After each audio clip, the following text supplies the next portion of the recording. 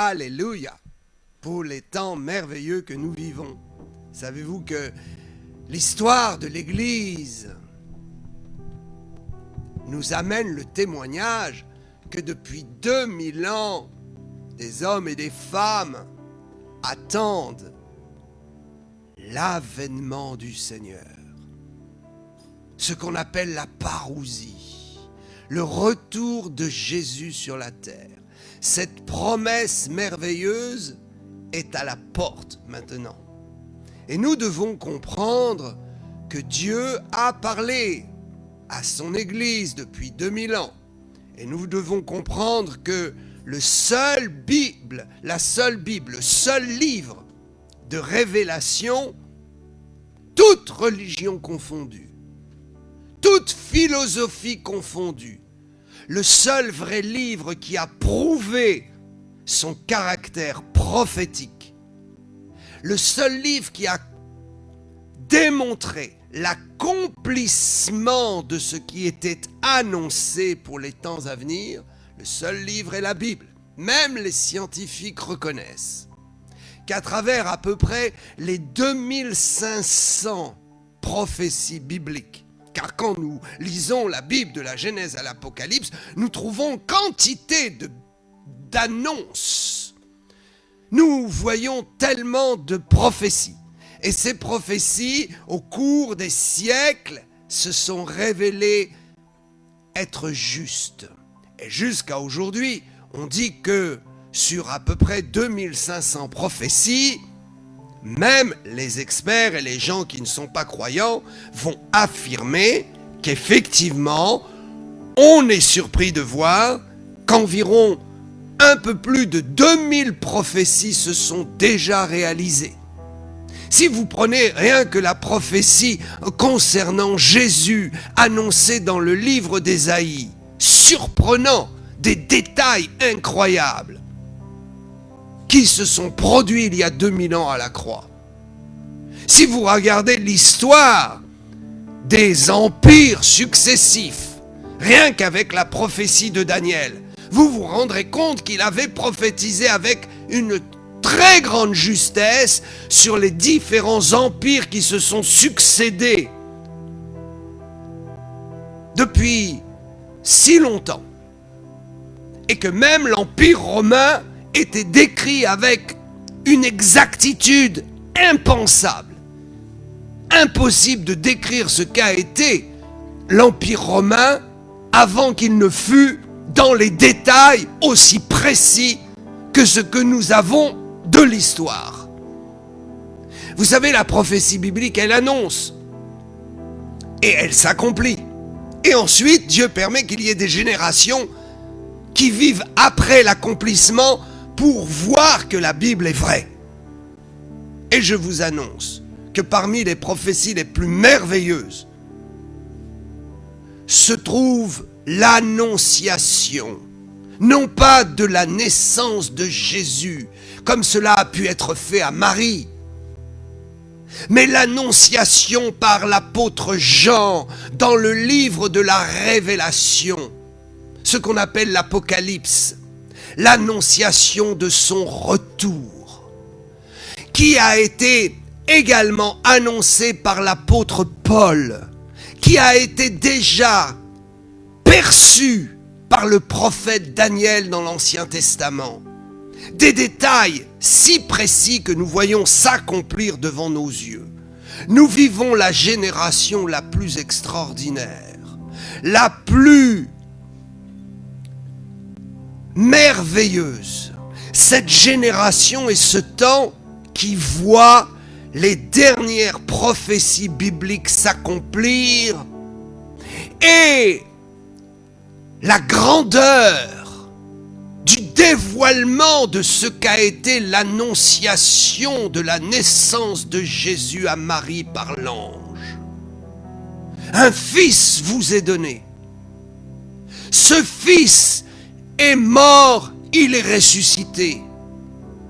Mais la finalité de l'annonce, c'est qu'il revient pour régler définitivement les problèmes sur cette terre et qu'il régnera pendant 1000 ans. et que lorsqu'il va revenir et son retour est très proche, il n'y aura plus de larmes, il n'y aura plus de démons sur cette terre, il n'y aura plus de puissance satanique, ce que certains appellent les puissances des ténèbres ou du mal. Il n'y aura plus ces puissances agissantes sur la terre. Où serez-vous quand Jésus revient? Où serez-vous quand la prophétie de l'annonce de son retour va s'accomplir? Nous sommes la génération qui allons voir ces choses. L'apôtre Paul a prophétisé sur le retour de Jésus. Et Jean aussi. Mais ce qui est merveilleux, c'est que Jean avait vu l'histoire de 2000 ans d'église. Waouh! Vous savez que les premiers chrétiens attendaient le retour de Jésus dans leur génération. Mais Paul a écrit, et il a écrit en montrant, pour ceux qui voulaient lire entre les lignes et comprendre ce qu'il écrivait, qu'il y aurait des générations avant le retour du Seigneur. Mais nous ne sommes pas là pour expliquer ces choses, parce que nous savons maintenant qu'il y a eu 2000 ans qui se sont écoulés. Donc si j'étais attrapé et renvoyé 2000 ans en arrière, je crois que je prêcherais aux chrétiens en leur disant, vous savez, Dieu veut tellement sauver le monde qu'il y a encore des générations qu'il veut sauver avant de revenir. Mais aujourd'hui, nulle façon de l'expliquer puisque nous avons traversé 2000 ans d'histoire du christianisme. Donc ce que je veux vous expliquer, c'est amener la lumière sur ce que Jean avait prophétisé qui s'est accompli, et donc prouver par là que ce qui reste à s'accomplir va inévitablement s'accomplir. Jean a vu 7 églises, et il a apporté le témoignage du message de Dieu à 7 églises. Il y a l'église universelle. Et au milieu de l'église universelle, il y a des types d'églises et des types de chrétiens. Mais ce qui est merveilleux aussi, c'est que Jean n'a pas vu simplement, durant toute l'histoire de l'église universelle, 7 types d'églises et 7 types de chrétiens, mais il a vu également un dévoilement des périodes de l'église pendant des générations. La Bible nous montre clairement qu'il devait s'écouler 2000 ans. Et donc, Jean a vu les 7 périodes de l'Église universelle qui devaient s'écouler sur les 2 jours prophétiques, un jour étant 1000 ans, sur les 2000 ans. Et je veux vous annoncer que les 5 premières périodes se sont achevées et que nous sommes dans la dernière période qui cumule 2 types d'églises. Quand nous lisons l'Apocalypse au chapitre 2 et au chapitre 3, et je vous recommande de lire cela, s'il y a quelque chose d'actualité, s'il y a quelque chose que vous devez lire dans la Bible aujourd'hui, maintenant dans notre saison, c'est Apocalypse chapitre 2 et chapitre 3. Vous allez voir quelque chose de prophétique et d'étrange. Dieu qui parle, et qui parle à 7 types de chrétiens, 7 types d'églises, car il y a l'église universelle, mais il y a l'église locale. Il y a ce que nous vivons dans notre localité, dans notre pays, dans notre région. Et peut-être ce que nous vivons ici n'est pas tout à fait la même chose que ce que d'autres vivent au bout du monde. Nous prêchons le même évangile, mais notre parcours peut être un peu différent, nos expériences un peu différentes, voyez-vous. Il y a des endroits où il y a de la persécution et d'autres endroits où il n'y a pas de persécution. Il y a des endroits où beaucoup de jeunes se donnent à Dieu et d'autres c'est beaucoup plus des anciens qui se donnent à Dieu. Il y a des régions où il y a des riches qui se donnent à Dieu et des régions où il y a des pauvres en quantité qui se donnent à Dieu. Et c'est là où on n'a pas compris, on a dit oh l'évangile c'est pour les vieux et les pauvres. Parce qu'ils sont près de mourir, ils se raccrochent à une pensée éternelle. Mais nous voyons que l'Église universelle est bien plus riche que cela. Nous voyons des pays où il y a une telle abondance et où paradoxalement les richesses et le confort de la vie les rapprochent de Dieu. La pauvreté rapproche de Dieu, mais la richesse rapproche de Dieu aussi, vous savez.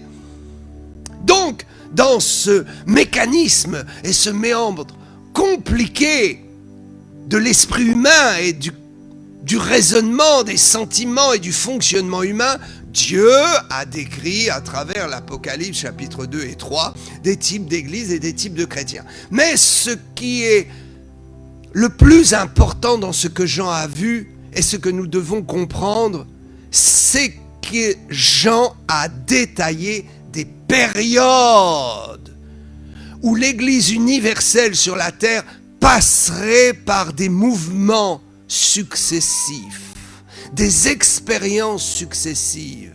Et quand nous regardons l'Église d'Éphèse, qui est la première décrite, nous voyons clairement, puisque le temps s'est accompli maintenant. Vous savez, c'est tellement aisé et glorieux d'avoir un argument pour dire, regardez, je vous sors une prophétie biblique et je vais vous démontrer qu'elle s'est accomplie. Elle a été écrite avant son accomplissement et elle s'est accomplie. De façon à vous amener jusqu'au moment où il reste une courte période d'accomplissement. Et votre cœur sera convaincu que cette période, nous sommes dedans. Et elle va s'accomplir et il faut vraiment suivre le Seigneur Jésus. Éphèse, c'est la première église. C'est l'église où on peut dire que nous avons vu une marche, une période et un fonctionnement jusqu'en l'an 64. L'église d'Éphèse, c'était cette église qui était heureuse, bénie, tellement dans les miracles, mais qui avait un problème, elle avait perdu son premier amour.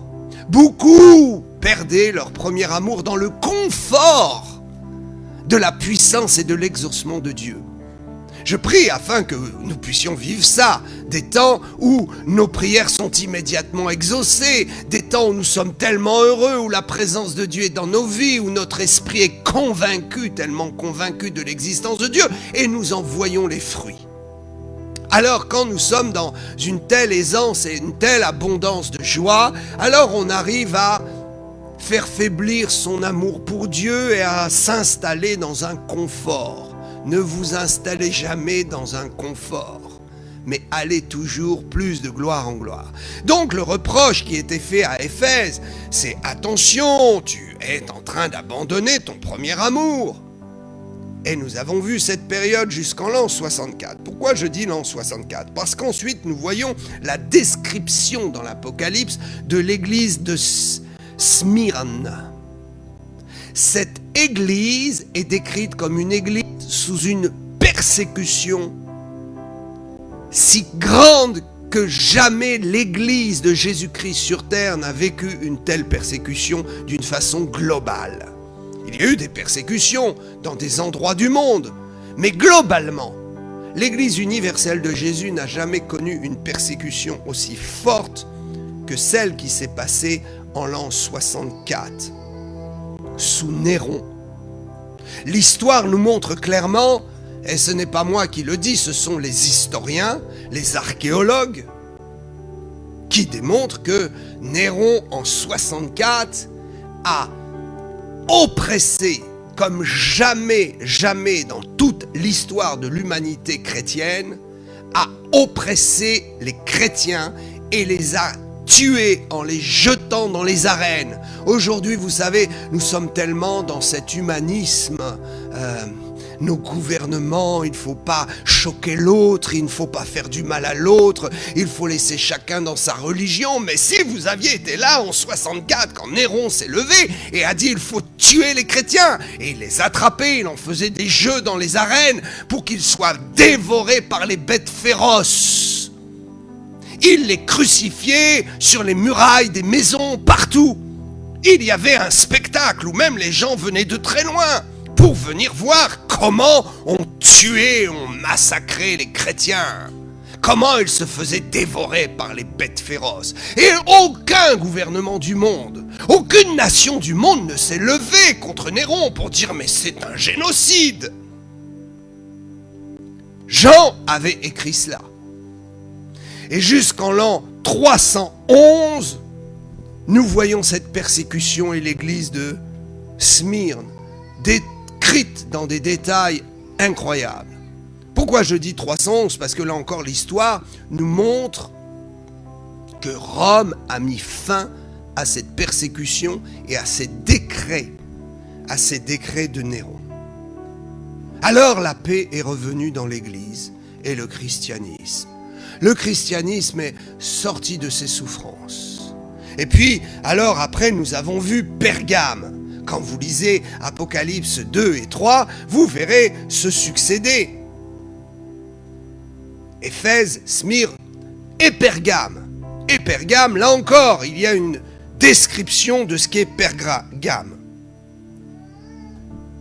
Pergame, c'est le compromis étatique, le compromis avec l'État, le moment où la persécution cesse et où l'Église est entraînée dans un piège.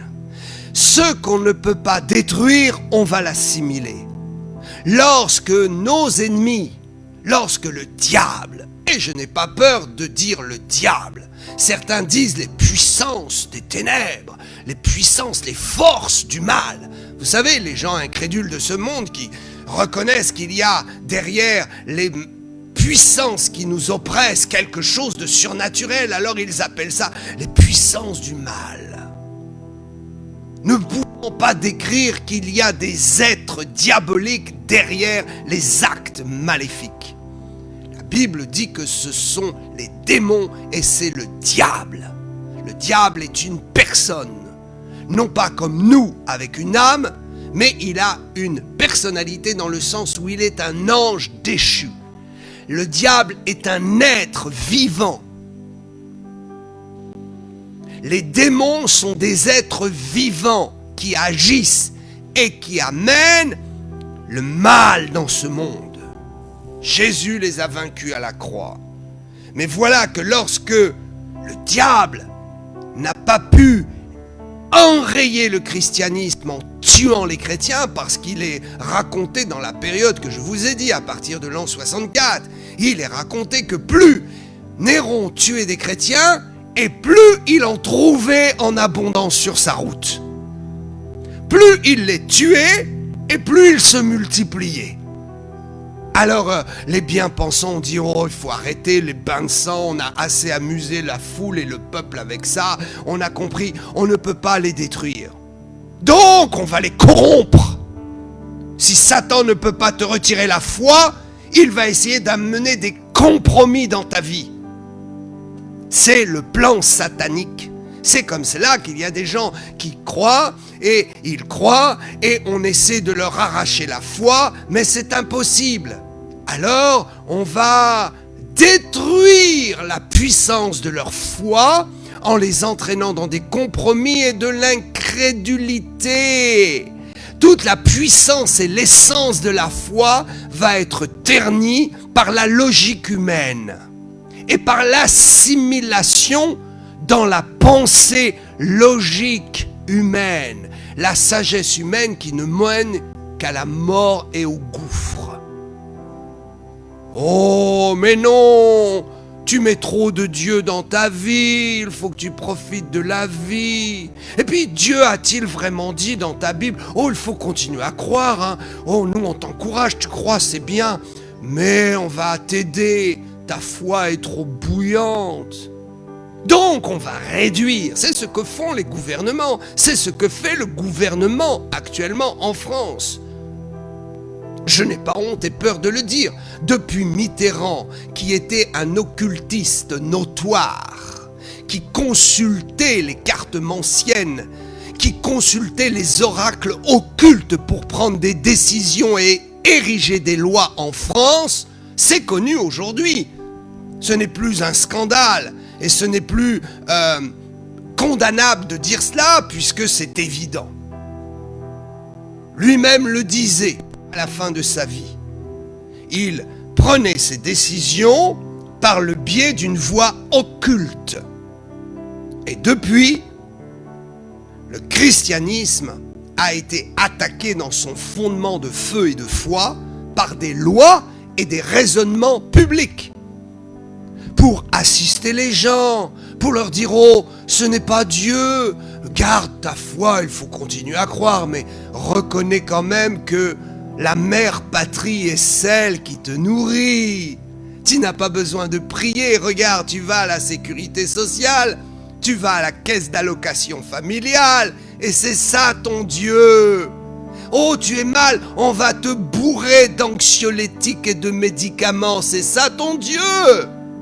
Et tu te retrouves croyant dans le Seigneur, mais ayant perdu toute la force de l'évangile. Et tu te réveilles un matin et tu dis, mais finalement mon Dieu, c'est l'assistance, c'est l'État, c'est la mère patrie. Je ne vis plus le miracle du ciel, parce que l'homme s'est substitué au miracle de Dieu. C'est ainsi que nous devenons tièdes. Et c'est ainsi que nous commençons à perdre la présence de Dieu dans nos vies et le miraculeux. Nous disons Dieu guérit de la dépression, Dieu guérit de l'anxiété, Dieu guérit totalement des cauchemars. Et si la mère patrie offre des médicaments pour embrouiller ton esprit et faire croire que tu peux être guéri, nous disons que c'est juste un placebo, que c'est un pansement mis sur une blessure, mais que jamais les anxiolytiques ne guérissent quelqu'un. Oh, je vais me faire des ennemis peut-être, avec cela. Non, nous sommes le pays qui consommons le plus d'antidépresseurs au monde. Est-ce que nous avons réglé la solution avec ça? Nous calmons le problème. Mais Jésus règle le problème. Il transforme un cœur. Il transforme une vie. Et nous devons retrouver la puissance de la foi dans nos églises pour en faire la démonstration. Que si nous amenons quelqu'un à se consacrer à Jésus, à finir avec les compromis, le péché, la souillure du monde, si nous amenons quelqu'un à reconnaître qu'il y a la vie éternelle, alors son âme et son cœur sera apaisés. Nous avons tellement de témoignages dans nos églises, de gens qui étaient sous antidépresseurs et qui s'en sont sortis avec le Seigneur. Alors tous n'ont pas été guéris? Tous sont-ils guéris? Non. Pourquoi? Parce que l'Église a été affaiblie par l'assimilation et les compromis. Parce que l'Église a été affaiblie par la logique humaine. La foi a été détruite par l'incrédulité et par l'assistance de ce que les gouvernements nous proposent comme solution pour nous en sortir. Alors, Pergame, c'est le moment le plus terrible, à mon avis, de l'histoire de l'Église. La fin d'une persécution pour ensuite une assimilation. Si l'on ne peut plus te persécuter, on va t'assimiler. Au moment où tu diras oui, ok, j'accepte de ne plus dire que Jésus est le seul chemin qui mène au ciel, ok. Au moment où je dis ok, je ne vais pas dire que la médecine a ses limites et qu'il y a des choses dans la médecine qui ne guérissent pas, ok. J'accepte d'aller dans tous vos compromis, là, toutes vos histoires. J'accepte d'aller dans votre sens. Au moment même où vous le faites, vous êtes assimilé et votre foi a perdu toute sa puissance. Donc, nous arrivons à Thyatire. C'est l'influence du monde, le compromis et l'impureté spirituelle. Ce sont les idoles. C'est l'arrangement de la foi après l'assimilation, après le compromis dans l'essence même de notre foi. Lorsque nous sommes devenus incrédules, alors à ce moment-là, la proposition d'aménager notre vie spirituelle avec des idoles, des attitudes, des signes extérieurs de spiritualité, c'est à partir de l'an 600. Je vous le dis, Thyatire est apparu clairement dans l'histoire de l'Église à partir de l'an 600, avec la réforme des papes et avec la prise de position très très forte de cette idéologie. On peut changer la parole de Dieu et on peut aménager la parole de Dieu en la rendant plus intellectuelle et en l'assimilant encore plus avec le mode de vie. Alors je ne vais pas détailler plus longtemps, mais nous arrivons à Sardes. Sardes est un bon moment. Sardes, nous le voyons clairement. Quand nous lisons dans la description de Sardes, nous voyons que cela correspond à 1517. Martin Luther, le relèvement, le moment où il y a une prise de conscience dans l'histoire de l'Église. Imaginez, depuis 313, je dis 313, c'est le compromis Pergame. Pourquoi 313? C'est avec Constantin. Je suis désolé de le dire, certains trouvent que Constantin était un homme extraordinaire, inspiré de Dieu, mais Constantin n'a fait que confirmer ce que nous avons comme description dans l'église de Pergame et donc dans l'histoire, la période de l'histoire de l'église à ce moment-là. Pergame, c'est Constantin, 313. Depuis 313, il a fallu attendre 1517 pour qu'enfin l'Église universelle du monde se réveille et se rende compte que nous avions perdu toute la puissance de la foi et que notre christianisme était devenu une religion, une philosophie et une pensée qui était acceptée et qui fonctionnait bien avec le monde et ses souillures et ses compromis et sa philosophie. Jésus a dit, celui qui aime le monde, aïe! Celui qui aime le monde ne peut pas aimer le ciel, parce qu'il y a une complète opposition entre le monde qui accepte des formes de vie que la Bible dénonce. L'homme a voulu se gérer soi-même. Et l'homme a bien voulu mettre un peu de religiosité dans sa vie. Mais où est-ce que cela mène? S'il n'y a pas de différence entre le pécheur et celui qui croit dans le ciel, alors à quoi sert la foi? Si nous venons à l'église et que nous retrouvons dans l'église les mêmes souillures et les mêmes problèmes que dans le monde, à quoi sert l'église? Notre foi est réduite à néant. Martin Luther, nous le savons, avec le protestantisme. Alors pourquoi je dis cela?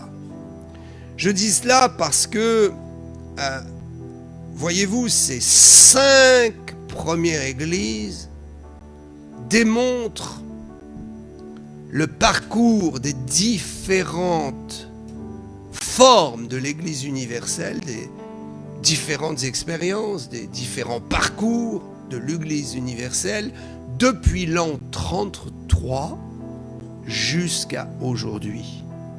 Et quand nous regardons, nous voyons qu'il reste 2 autres églises, Philadelphie et Laodicée. Philadelphie et Laodicée sont le combat de la dernière heure. C'est 2 types d'églises qui marchent parallèlement, conjointement, et qui sont clairement ce qui se passe actuellement dans le christianisme mondial. Ceux qui sont bouillants, ceux que l'on appelle des extrémistes, ceux qu'on appelle des fous de l'évangile, et ceux qui sont tièdes et qui veulent récupérer un style de vie assimilé. Laodicée sont ceux qui sont les vierges folles.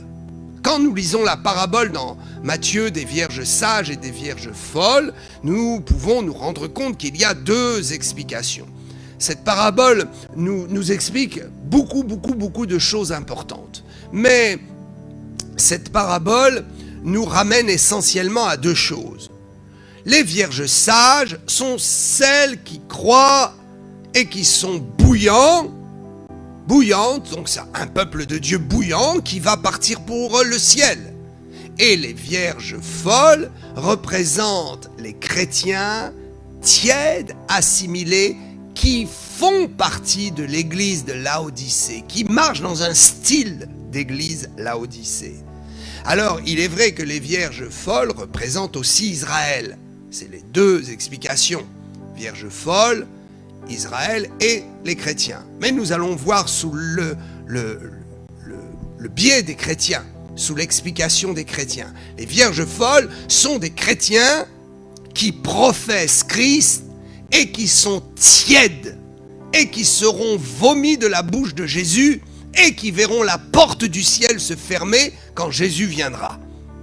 Les vierges sages sont les chrétiens qui vont être enlevés avant la tribulation. Les vierges sages sont les types de chrétiens décrits dans le type d'église Philadelphie. Et les types de chrétiens qui sont les vierges folles, qui vont passer dans les tribulations, souffrir les tribulations, et rester avec le monde puisqu'ils trouvent que le monde finalement c'est pas si mal, et puis que vivent comme quelqu'un du monde avec toutes les propositions des sociétés qui fluctuent d'ailleurs. Parce qu'aujourd'hui on dit qu'il faut dans la société vivre de telle façon, et puis il y a 200 ans on disait qu'il fallait vivre d'une autre façon opposée, et il y a 500 ans la moralité du monde était encore différente, voyez-vous. Il y a des fluctuations, c'est-à-dire que si vous suivez le monde vous dira aujourd'hui quelque chose et demain autre chose. Et si vous aviez vécu il y a 200 ans, le monde vous aurait dit encore autre chose. Mais la parole de Dieu vous dit la même chose. La parole de Dieu dit la même chose aux chrétiens de l'Église primitive jusqu'à nous aujourd'hui. La Bible ne change pas et la moralité est décrite. Nous pouvons vivre bien et nous faire du bien ou vivre mal et à force de désobéir à Dieu et de vivre dans le péché et le compromis, alors nous sommes malheureux. La Bible démontre clairement le chemin du bonheur pour un homme et une femme. Les choses que nous avons le droit de faire et celles qu'il ne faut pas toucher. Oui, Dieu est comme ça, il dit attention, dans ce monde il y a des choses qu'il ne faut pas faire. Si tu fais, ça va être catastrophique pour toi. Si tu continues à le faire, à un moment donné, tu auras tellement de chaînes à tes pieds que tu ne pourras plus t'en sortir. Et que ce sera très dur, il va falloir jeûner, beaucoup prier pour t'en sortir.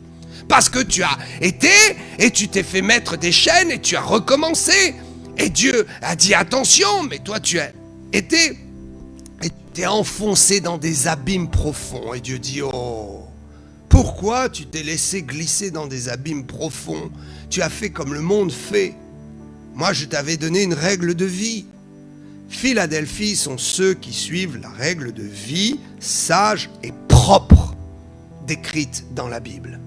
Laodicée sont ceux qui sont toujours dans les compromis et qui marchent avec le monde. Laodicée ne sera pas enlevée et passera les tribulations. C'est terrible de voir ça. Il est temps de reméditer sur Apocalypse chapitre 3, vous savez. Le verset 7 au verset 13 nous décrit, nous n'en ferons pas la lecture, l'église de Philadelphie. Je vous recommande de lire cela. Si vous voulez aller au ciel, donnez-vous un peu de peine et en rentrant chez vous, relisez cela. Et puis, il y a l'église de Laodicée qui sont les vierges folles. Apocalypse 3, 14 à 22. Ça, c'est le passage d'actualité. Nous sommes arrivés à la fin des temps. Nous avons vu les 5 périodes de l'Église finir. Et nous voyons maintenant les 2 périodes. Nous voyons une confrontation. Et je vous le dis, en 2024, nous allons voir de plus en plus les gens de Laodicée se refroidir et les gens de Philadelphie devenir plus bouillants. Mais la bonne nouvelle, c'est que si tu te décris dans l'église de Laodicée, si en lisant Laodicée, tu te dis « Ouais, Seigneur, malheur à moi, je suis complètement décrit, mon style de vie chrétienne, mon style de vie chrétien est décrit là-dedans. Je veux m'en sortir. Alors vous découvrirez qu'il y a une bonne nouvelle. Car Dieu donne les moyens de s'en sortir. Apocalypse 3, verset 15. Je connais tes œuvres.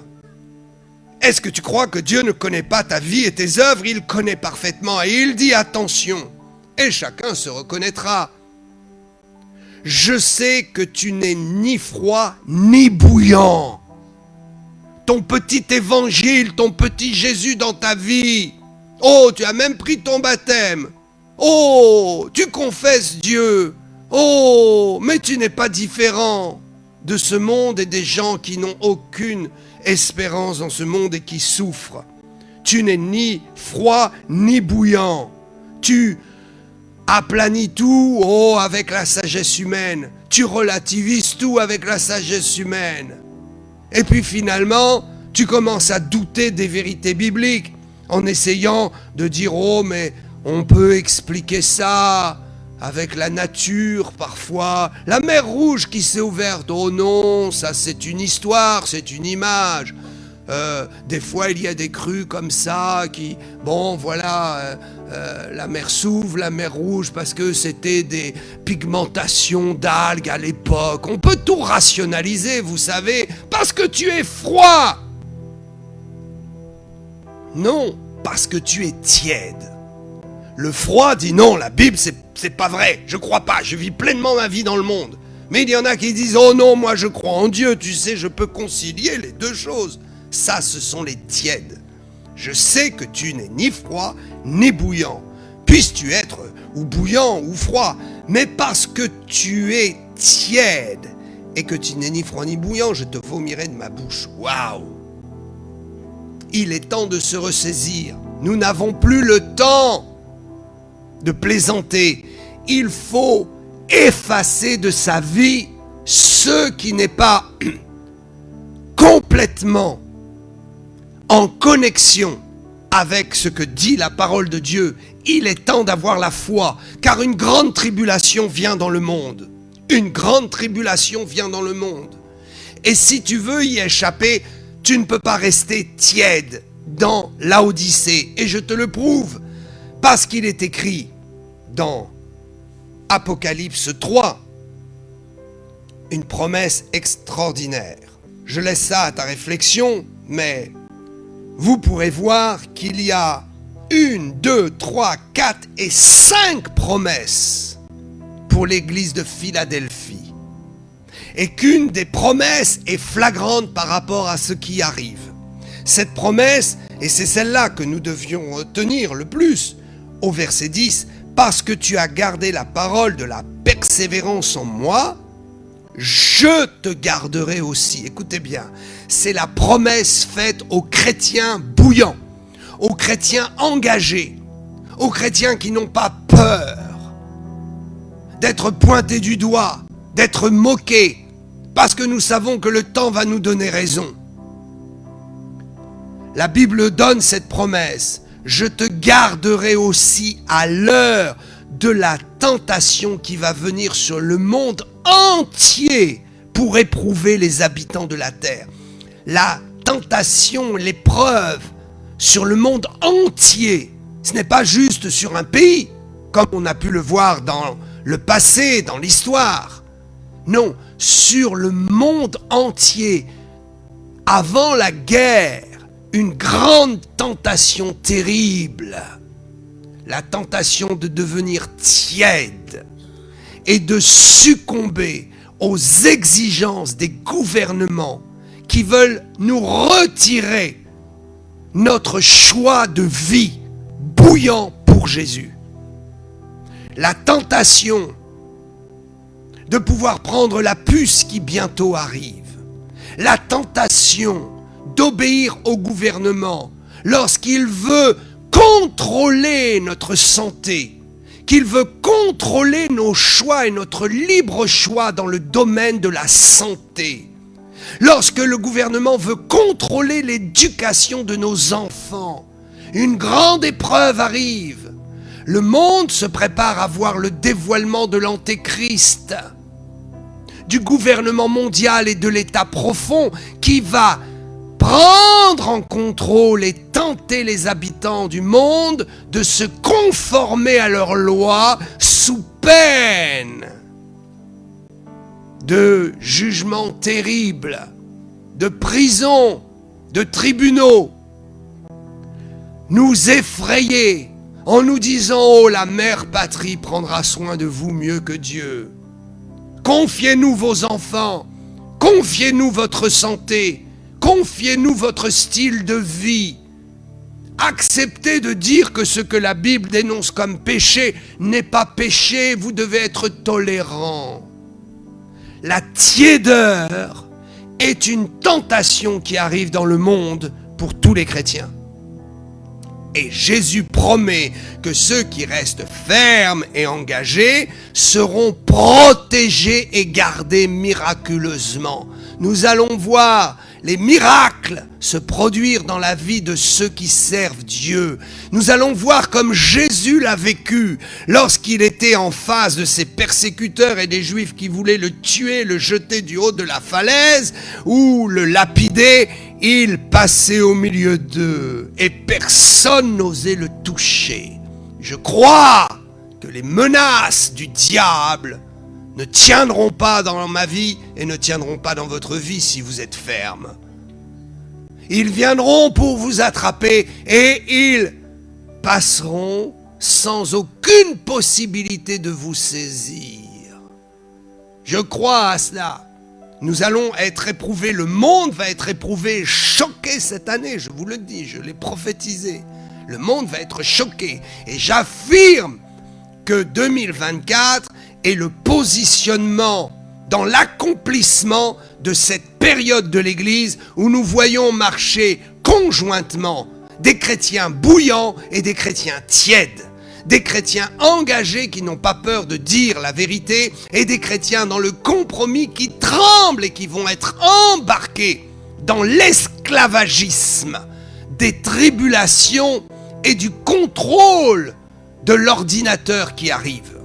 Car c'est à travers l'intelligence artificielle et l'informatique que l'Antéchrist et le gouvernement mondial va se saisir du libre choix et de la liberté des humains.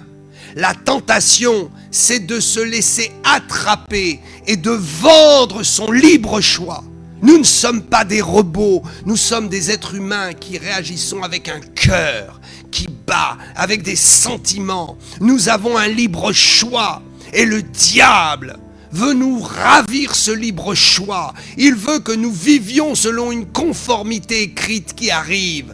Tout le monde dans une même case. L'histoire nous montre que ça arrive à grands pas. Regardez les grandes firmes. Car Mammon, c'est Satan.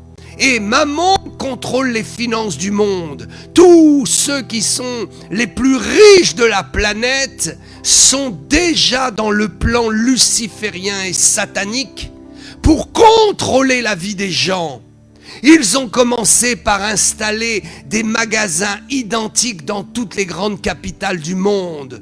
Vous ne pouvez plus voyager et arriver dans un pays où vous allez trouver facilement un style de vie qui leur est propre, un style de vêtements qui leur est propre, un style de nourriture qui leur est propre. Vous allez trouver ce que vous trouvez chez vous au supermarché, dans la galerie marchande avec les enseignes commerciales. Vous les retrouvez dans le monde entier. L'uniformité, casser les différences, casser le libre choix, casser ce qui fait de nous des êtres humains avec nos modes de fonctionnement, notre histoire, l'histoire des peuples est en train d'être détruit. C'est pourquoi ils ouvrent largement les portes à l'immigration sous prétexte qu'on doit aider les pauvres. Mais pourquoi ne pas les aider dans leur pays ? Pourquoi les assimiler ? Pourquoi nous assimiler à leur culture ? Ça ne fonctionne pas. Le chrétien tiède, moraliste, sera de Laodicée et dira « le gouvernement a raison ». Mais je vous dis que la Bible dit que Ce n'est pas possible. Il faut de la diversité, il faut de la culture, il faut une histoire des peuples qui demeure. Mais tout va être englobé dans un seul système et ils seront tous piégés. J'ai beaucoup de gens venus d'Afrique qui viennent et qui me demandent de prier pour eux.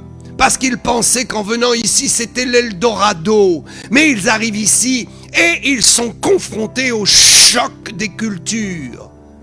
Il n'y a plus leur style de vie, leur nourriture. Il n'y a plus ce qu'ils vivaient dans leur libre choix culturel. Et ils doivent maintenant se conformer. Il n'y a plus de moustiques, mais il y a le froid. Il n'y a plus de discussion libre et de temps libre. C'est la course au travail. C'est l'enchaînement des peuples. Et nous avons vu ça, je vous dis, avec les grandes enseignes. J'étais surpris, il y a déjà plus de 20 ans, 30 ans, quand je voyageais aux États-Unis ou ailleurs, et je voyais les mêmes enseignes et les mêmes produits. Tout est fourni à partir de Taïwan, par exemple, de Chine, et vous retrouvez dans le monde entier les mêmes produits, où tout est fabriqué un truc aux États-Unis, et vous le retrouvez partout dans le monde. Une uniformité. Mes amis, cette année, vous allez voir, celui qui est tiède va souffrir. Celui qui est tiède aura à trembler parce qu'il va traverser les tribulations. Je te garderai à l'heure de la tentation qui va venir dans le monde.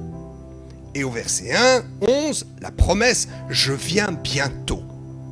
C'est à Philadelphie que Jésus dit, ne t'inquiète pas, je vais t'aider, je vais te garder. Tu seras dans le miraculeux pendant ces temps de tentation, d'épreuve et de bouleversement mondial. Et je te dis, encore un peu de temps, je viens.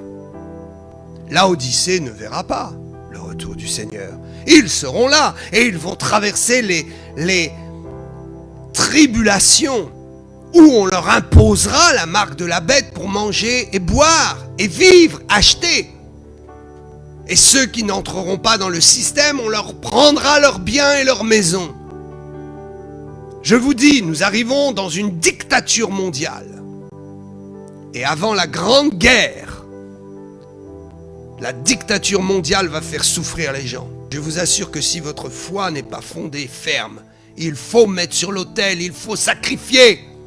Jésus est monté sur l'autel et s'est sacrifié tout entier pour nous, pour que nous ayons la vie éternelle. Imaginez, personne ne pouvait prendre sa vie, mais il a dit « Ok, je la donne ».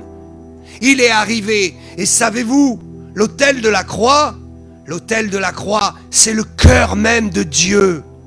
Jésus est venu mourir sur l'autel du cœur. Dieu est venu et a aimé les hommes. Et il a dit, je vous aime et je vous ouvre mon cœur à tel point que je vais souffrir de la mort martyrologue de mon Fils.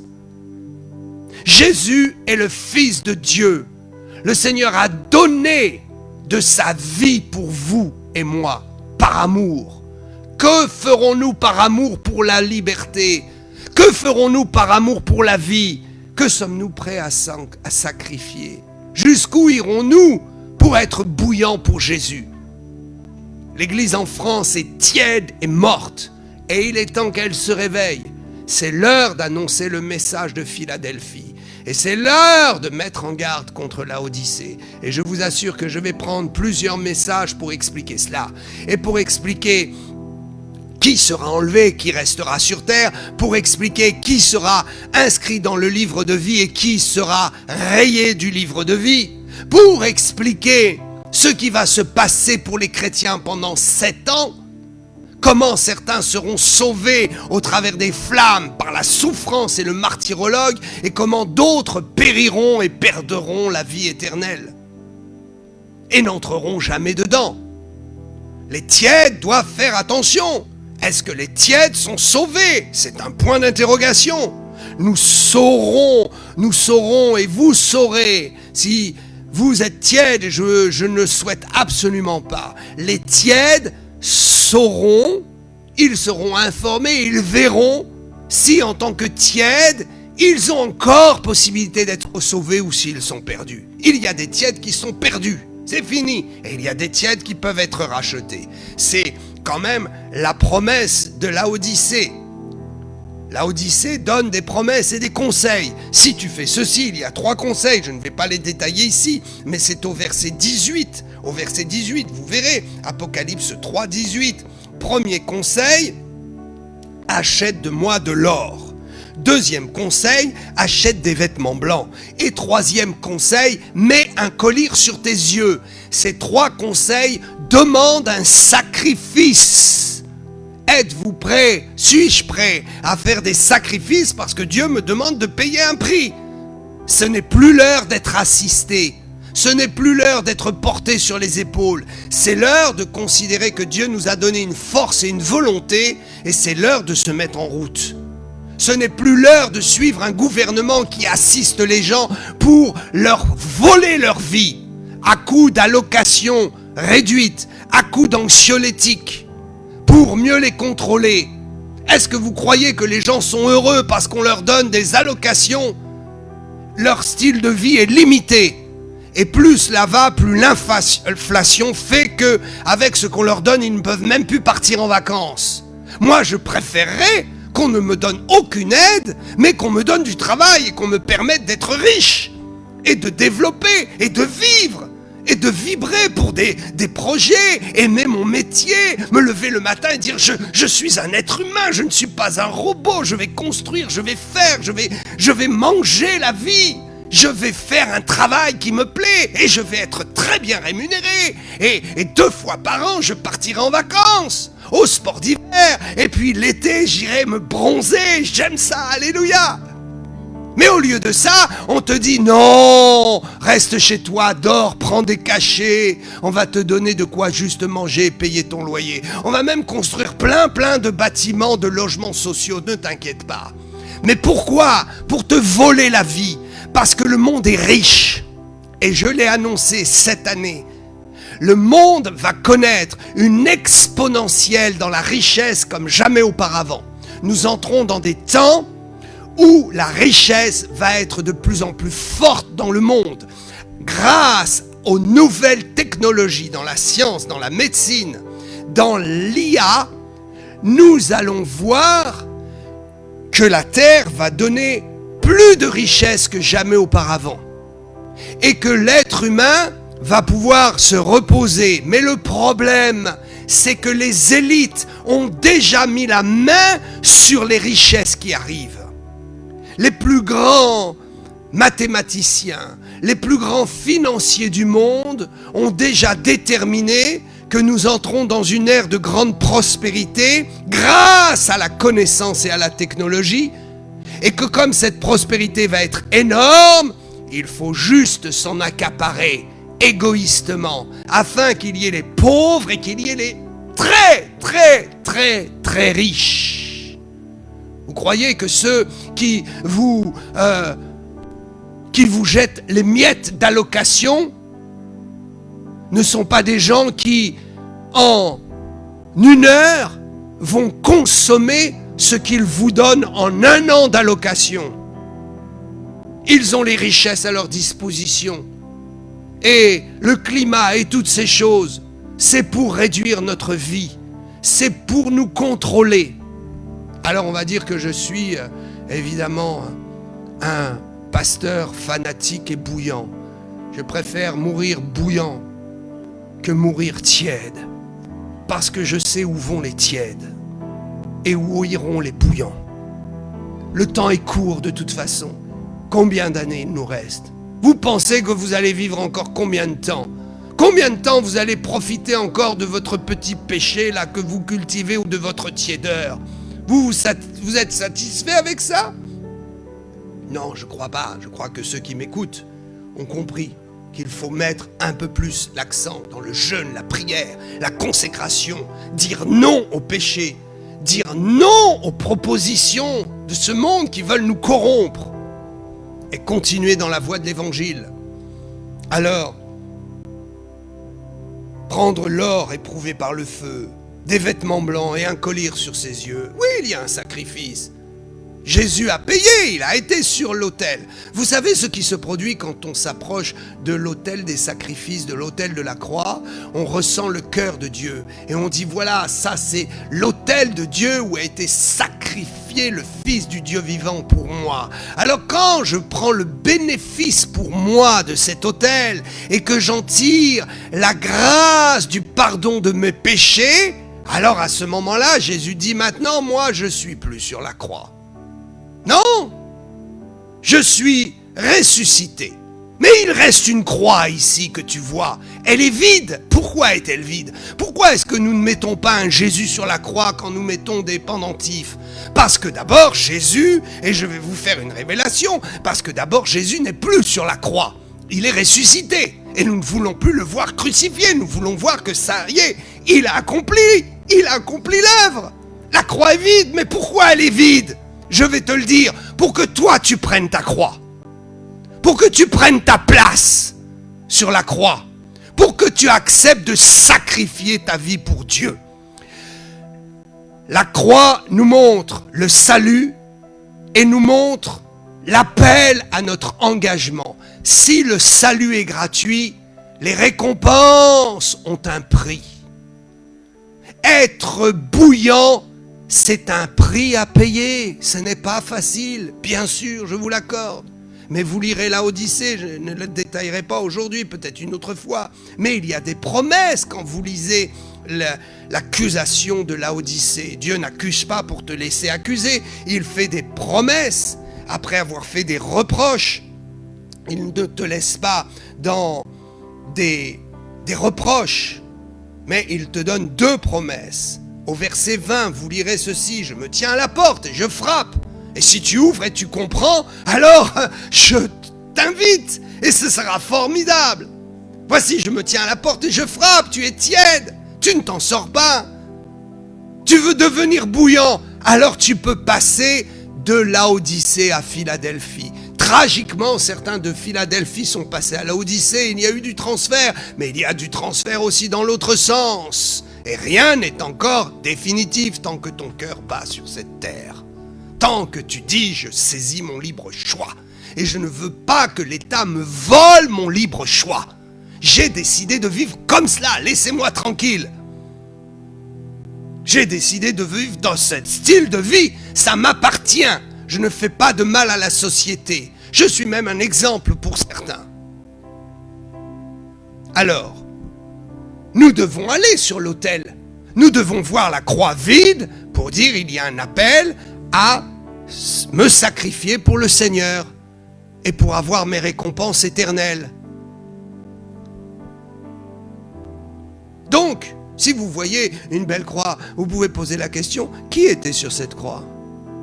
Pourquoi il était sur cette croix? Pourquoi il n'y est plus? Et pourquoi est-elle vide maintenant? Qui va prendre la place sur cette croix? Est-ce que tu accepteras d'être un chrétien bouillant? Vous le savez, vous me voyez prêcher avec beaucoup d'éloquence et de facilité, mais c'est un sacrifice de pouvoir dire tout ce que je dis publiquement. Et je voudrais que beaucoup plus d'hommes de Dieu s'engagent dans cette vérité et soient avec moi enrôlés dans l'armée des courageux des derniers temps. L'armée des courageux qui n'ont pas peur de sacrifier du martyre pour sauver vos vies et vos âmes. Pour que vous viviez une vie heureuse. Il n'y a rien d'heureux à être tiède. Pourquoi nous avons tant de malades dans l'église? Pourquoi nous avons tant de suicidés dans l'église? Pourquoi nous avons tant de gens qui disent je ne prie et ça ne marche pas? Parce que globalement, nous avons entraîné l'église de France dans le style Laodicée. Et que nous sommes maintenant tous perdants. Et qu'il faut maintenant des gens de Philadelphie bouillants qui se lèvent pour dire il y a un espoir. Je voudrais vous encourager, vous qui souffrez, vous qui ne trouvez pas réponse à vos prières, vous qui confessez que Jésus guérit les malades, mais quand vous priez pour un malade, il meurt. Quand vous priez pour un malade, il continue à prendre ses anxiolytiques. Vous pouvez accéder à gagner pas à pas, progressivement, à remonter la pente avec moi, avec tous ceux qui, comme moi, sont des bouillants. Vous pouvez rattraper jour après jour, un pas après l'autre. Nous allons gagner un pas après l'autre. Nous allons avoir des victoires. Si sur 10 malades, il n'y en a que 2 qui sont guéris, demain, il y en aura 3. Et après-demain, tous ensemble, nous bouillants, nous en gagnerons 4 et 5. J'ai vu un réveil extraordinaire il y a 2 semaines aux États-Unis. Il se passe un réveil incroyable. Dieu a choisi le beau-fils du pasteur Bénin. Mais cela s'étend, il a ouvert une porte. Et je bénis le Seigneur pour cet homme, Michael Koulianos, qui a ouvert l'église Jesus Image, l'image de Jésus, montrée au monde. Jesus Image connaît actuellement un réveil authentique sans précédent. Des enfants de 7 et 8 ans qui pleurent sur leurs péchés. Mais vous dites comment un enfant il pleure sur ses péchés? Oui, il réalise qu'il est dans un monde de corruption et il ne veut pas rentrer dans la corruption des adultes. Et il est tellement pétri par la présence et l'amour de Dieu qu'il se donne. Et vous voyez 15 000 jeunes qui adorent Dieu. Et quand ils ont dit quels sont ceux qui ont moins de 25 ans, mais c'est plus de la moitié de la salle qui a levé la main. Un réveil extraordinaire parmi les jeunes. Et ça commence de 6 ans jusqu'à 25 ans. La grande majorité. Et vous les voyez, ils adorent Dieu. Et vous entrez, vous êtes saisis. Il y en a qui se roulent par terre en criant à Dieu. Il y en a qui pleurent sur leurs péchés. Et dans un coin, vous en voyez 3-4 prier ensemble. Et d'un seul coup, vous voyez un malade guéri. Là, comme ça, dans la foule. Et ils ont envahi même les allées. Partout, ils sortent des rangs. Et ils se prophétisent. Et vous voyez un enfant de 11 ans attraper la manche d'un homme et lui prophétiser. L'homme tombe par terre. Non, c'est ça être bouillant pour Jésus. C'est vivre quelque chose. Nous ne voulons plus dormir. Nous ne voulons plus être abasourdis par les programmes télévision et l'ordinateur et les écrans Facebook et autres sur son téléphone. Nous voulons vivre. La vie, ce n'est pas d'être connecté à l'image. La Bible dit que Satan utilisera l'image pour nous soumettre. Mais nous voulons nous déconnecter. Nous voulons aller nous promener. Nous voulons vivre. Nous voulons être dans la joie. Nous voulons adorer le Seigneur et voir les miracles. J'ai vu ça. Le miracle arrive. Un grand réveil mondial est en train de démarrer et d'éclore. J'ai vu tous ces jeunes se donner à Jésus. J'ai vu un jeune qui venait à l'église. Oh, je vous dis, j'ai été bouleversé. J'étais là en arrivant sur l'église. Il y a des jeunes dans le parc qui tombent, qui pleurent, qui se roulent, qui crient à Dieu. Mais c'est un spectacle, il faut voir ça. Et je vois un jeune qui attrape par le bras un autre jeune, tatoué avec des boucles d'oreilles et des trucs dans le nez, comme vous savez, comme on met au peu, je sais pas, les jeunes ils mettent des trucs là, comme on met avec les animaux. Bon, peut-être, hein. Et donc il est là, il rit, il se moque, et son collègue lui dit, mais non, tu vas voir, tu vas découvrir le Seigneur, c'est fabuleux. Et moi je passe, et il dit, ah monsieur, regardez, j'ai emmené, là, c'est mon ami, mon copain, et il se tourne vers lui, il dit, tu sais, Jésus t'aime. Et à ce moment-là, la puissance de Dieu descend sur lui, et le gars se met à pleurer, à trembler comme une feuille. Et là, comme ça, même pas en rentrant dans la salle, il pose sa main sur lui, confesse Jésus, et le gars tombe, et Jésus, il crie à Jésus. Pourquoi? Parce qu'il y a des endroits dans le monde où Philadelphie est enclenchée. Il y a des gens bouillants pour Jésus. Et je veux vous encourager. Bien sûr, nous n'en sommes pas là, mais nous y arriverons. Nous allons y arriver tous ensemble. On va se prendre par la main et on va dire ok, ce n'est pas grave. Satan, tu es un menteur. Je prie pour 10, il y en a 2 guéris, il y en a qu'un guéri, c'est pas grave. Je vais prier, jeûner, sanctifier ma vie. Je vais laver ma vie. Je vais commencer à arrêter de regarder 5 heures par jour la télévision. Il y a des chrétiens qui regardent 6 et 7 heures par jour la télévision. Ils sont au chômage, ils ont leurs petites allocations, privés de vacances maintenant, bon ils savent, on part en vacances que tous les 3 ans, ok on peut plus s'acheter de viande, mais c'est pas grave, l'État nous nourrit et ils se réveillent un matin et ils disent mais je suis tiède moi, je suis en prison. Non mais imaginez, je vous le dis, il y a des chrétiens qui regardent la télé jusqu'à 1h, 2h du matin, et après ils dorment le matin jusqu'à 11h. Et il y en a qui travaillent, mais ils trouvent le moyen de rester 4 heures sur leur téléphone, avec les Facebook, les TikTok et tous ces trucs-là. Mais ils sont esclaves. Bon, on dit c'est pas grave, on va commencer à être honnête. Je vais dire combien de temps je passe sur mon téléphone. Ok, je vais passer 1 demi-heure de moins chaque jour. Et je vais essayer juste de vivre, même pas prier. Et après, une fois que je vais commencer à vivre, parler à mes enfants, me déconnecter un peu, être un peu plus social, discuter avec les gens, commencer à discuter de la Bible, lire ma Bible. Après, je vais commencer à prier. Waouh! Et vous allez voir que la marmite commence à chauffer. On va être plus bouillant. Alléluia. Oh, que Dieu soit loué, que Dieu soit loué, que Dieu soit loué. Est-ce qu'on peut se lever?